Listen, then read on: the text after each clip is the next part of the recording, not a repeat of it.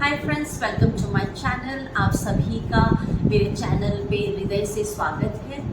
आज हम इस वीडियो में डिस्कस करेंगे कि क्या चीज़ खाने से हमारे नाड़ियों को ऊर्जा मिलती है, क्या चीज़ हमें खाना चाहिए जिससे हमारी चंद्र नाड़ी सशक्त हो, क्या चीज़ खाना चाहिए जिससे हमारी सूर्य नाड़ी सशक्त हो और किस चीज़ के सेवन से हमारी सुषुम्ना नाड़ी को शक्ति मिलती है। आज का ये वीडियो भी हमारे पिछले वीडियो श्वास की कलाओं की श्रृंखला का ही एक हिस्सा है। उम्मीद करती हूँ कि आज आपके साथ शेयर किया हुआ ये इन्फॉर्मेशन आपको अच्छा लगे। जैसे कि हमने अपने पिछले वीडियो में ये डिस्कस किया कि हमारी सूर्य नाड़ी और चंद्र नाड़ी और साथ ही में सुषुम्ना नाड़ी के हमारे जीवन में क्या इम्पोर्टेंस है, उनकी क्या महत्व है और हमें इन तीनों नाड़ियों से अपने जीवन में कैसे लाभ उठाना चाहिए। आप चाहे अपने नाड़ी को सशक्त करें चाहे ना करें, हमारी ये नाड़ियाँ निरंतर काम करती हैं। पर जब हम इन्हें ध्यान के माध्यम से, इन्हें क्रियाओं के माध्यम से और उपायों के माध्यम से इन्हें सशक्त करते हैं तो हमें जीवन में बहुत सारे लाभ मिलते हैं, इनके बहुत सारे फायदे होते हैं।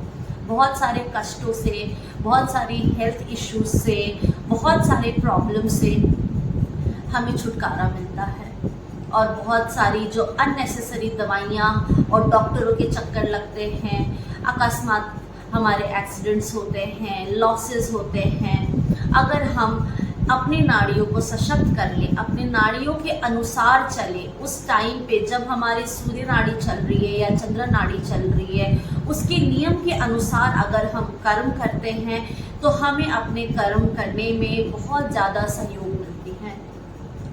कोई भी साधक हो चाहे साधारण व्यक्ति हो, अगर हम अपने नाड़ियों को सशक्त करें, हम अपने नाड़ियों के ऊपर ध्यान दें तो हमें इसके बहुत सारे फायदे मिलते हैं। हमारा जीवन बहुत खुशमय होता है, ब्लिसफुल होता है।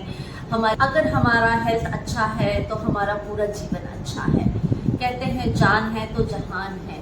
जान सिर्फ अगर आप बिस्तर पे लेट करके, बेड रिडन होकर के अगर आप जीवन जी रहे हैं तो उसे क्या ही जीना कहेंगे। एक स्वस्थ रूप से रहना, एक सक्सेसफुल होकर के रहना, सफल जिंदगी निकालना ही हम सब लोगों का उद्देश्य है, लक्ष्य है। चाहे आप आत्मिक रूप से अपने जीवन में सफलता हासिल करना चाहते हैं, चाहे आप सांसारिक रूप से अपने जीवन में सफलता हासिल करना चाहते हैं और या फिर आप स्वास्थ्य के रूप में अपने जीवन में सफलता हासिल करना चाहते हैं। ईड़ा, पिंगड़ा और सुषुम्ना नाड़ी हमें सफलता दिलाने में बहुत ज़्यादा मददगार है। तो हम सभी को हमारे नाड़ियों के ऊपर ध्यान देना चाहिए, इसके ऊपर हमें गहन विचार करना चाहिए, इनके क्रियाओं को हमें निरंतर करना चाहिए जिससे हमारे जीवन शांतिपूर्वक, खुशमय और पीसफुल हो। जैसे कि हमने अपने पिछले वीडियो में भी चर्चा किया है कि ईड़ा नाड़ी यानी चंद्रस्वर हमारा लेफ्ट साइड का नॉस्ट्रल, या जब हम श्वास लेफ्ट साइड से लेते हैं तो हमारी ईड़ा नाड़ी एक्टिव होती है, हमारा चंद्रस्वर एक्टिव होते हैं। चंद्रस्वर के क्या फ़ायदे हैं, ईड़ा नाड़ी के एक्टिव होने के, उसके स्ट्रेंथन होने के क्या फ़ायदे हैं, इसके विषय में मैं आपको ऑलरेडी अपने पिछले वीडियो में डिस्कस कर चुकी हूँ। अगर आपने मेरे पिछले वीडियोस नहीं देखे हैं तो आप डिस्क्रिप्शन बॉक्स में देख सकते हैं, मैंने लिंक उसमें प्रोवाइड किया हुआ है, आप मेरे पिछले वीडियो ज़रूर देखें। आज के इस वीडियो में हम डिस्कस करेंगे कि क्या खाने से हम अपनी ईड़ा नाड़ी को सशक्त करें। ऐसा माना जाता है और जो हमारे महात्मा जन हैं जिन्होंने स्वर विद्या को, स्वर योग की शोध करी है, उन्होंने ये पाया है कि जब आप रात्रि में घी का सेवन करते हैं तो आपकी ईड़ा नाड़ी को बहुत बल मिलता है। अगर आप रात्रि में 1 चम्मच या 2 चम्मच घी पी करके सोते हैं तो आपकी ईड़ा नाड़ी, आपका चंद्रस्वर प्रकाशित होता है, यानी आपके चंद्रस्वर को बल मिलता है, आपकी चंद्रस्वर ऊर्जात्मक होती है। तो घी खाने से आपकी ईड़ा नाड़ी सशक्त होती है। इसी प्रकार अगर आप शहद खाते हैं तो आपकी सूर्य नाड़ी प्रकाशित होती है, सूर्य नाड़ी को बल मिलता है, पिंगला नाड़ी को बल मिलता है। आपने देखा होगा बहुत सारे टेक्निक्स हैं, वेट लॉस के टेक्निक्स हैं, एनर्जेटिक होने के टेक्निक्स हैं। माना जाता है कि जब आप सुबह उठते हैं तो हल्के गुनगुने पानी में शहद डाल करके अगर आप पीते हैं तो आपको दिन भर की ऊर्जा मिलती है। क्यों बोलते हैं ये? क्योंकि जब आप शहद खाते हैं तो आपकी जो पिंगला नाड़ी है, जो आपका सूर्य स्वर है, उसको शक्ति मिलती है और वो गति करती है।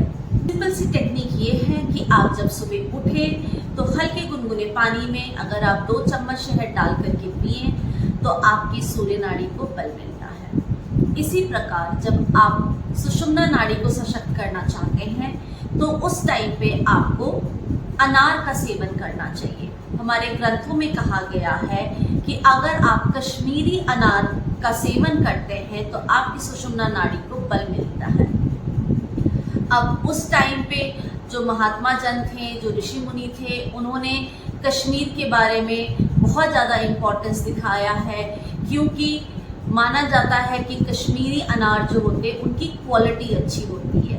पर आजकल के टाइम में चाहे कश्मीर का अनार है, चाहे अफ़गानी अनार है, आपको अनार की क्वालिटी के ऊपर ध्यान देना है। तो जब भी आप चाहते हैं कि आपकी सुषुम्ना नाड़ी एक्टिव हो और आप जब ध्यान करने बैठते हैं तो आप कोशिश करें कि आप अनार खाएं, अनार का सेवन करें, जिससे आपकी सुषुम्ना नाड़ी को गति मिले, बल मिले और आप जो भी ध्यान प्रक्रिया करें आप उसमें बहुत गहरे में उतरें। ऐसा माना जाता है कि जब सुषुम्ना नाड़ी चल रही होती है तब आपको सांसारिक काम नहीं करने चाहिए। सांसारिक काम में आपको इतनी सफलता नहीं मिलती है। हाँ, डेफिनेटली अगर आप ध्यान कर रहे हैं, पूजा पाठ कर रहे हैं, कोई भी धार्मिक कार्य कर रहे हैं तो उस टाइम पे सुषुम्ना नाड़ी अगर आपकी एक्टिव है तो जो भी आप ध्यान कर रहे हैं, पूजा कर रहे हैं, मंत्र जप कर रहे हैं, तो उस टाइम पे आपको उस जप करने के फायदे और रिजल्ट्स आपको बहुत अतिशीघ्र मिलते हैं। सो बहुत सिंपल है। अगर आपने अपनी सुषुम्ना नाड़ी को एक्टिव करना है तो आपने अनार खाना है। आप अनार को चबा करके भी खा सकते हैं, आप अनार को जूस के रूप में भी ले सकते हैं, बट आपको अनार का सेवन करना है। अगर आपको अपना सूर्य स्वर यानी पिंगला नाड़ी को एक्टिव करना है तो आपने शहद खाना है। और अगर आपने अपने चंद्र स्वर यानी कि ईड़ा नाड़ी को एक्टिव करना है तब आपने घी खाना है। और अगर आप घी रात्रि में खाते हैं, 2 चम्मच खा करके अगर आप विश्राम करते हैं या सोते हैं तो वो आपके लिए बहुत ही ज़्यादा लाभप्रदायक रहेगी। सो ये था मेरा आज का डिस्कशन, आज का वीडियो। आई होप कि आपको आज का ये इन्फॉर्मेशन अच्छा लगा हो, आपको ये आज का इन्फॉर्मेशन हेल्प करे। अगर आप ध्यान साधक हैं या आप अपनी नाड़ियों के ऊपर अगर आप काम कर रहे हैं तो मैं उम्मीद करती हूँ कि ये आज का वीडियो आपको बहुत बहुत सहायक रहने वाला है। अगर आपको मेरा वीडियो अच्छा लगा है देन प्लीज़ आप मेरे वीडियो को लाइक करें और आप प्लीज़ मेरे चैनल को सब्सक्राइब करें, बेल आइकन को ज़रूर दबाएं ताकि मेरे आने वाले और जितने भी वीडियोस हैं उसके बारे में आपको नोटिफिकेशन पहले से ही मिल जाए। मेरा अगला वीडियो भी हमारे स्वर के बारे में ही होगा, स्वर की कलाओं के बारे में ही होगा।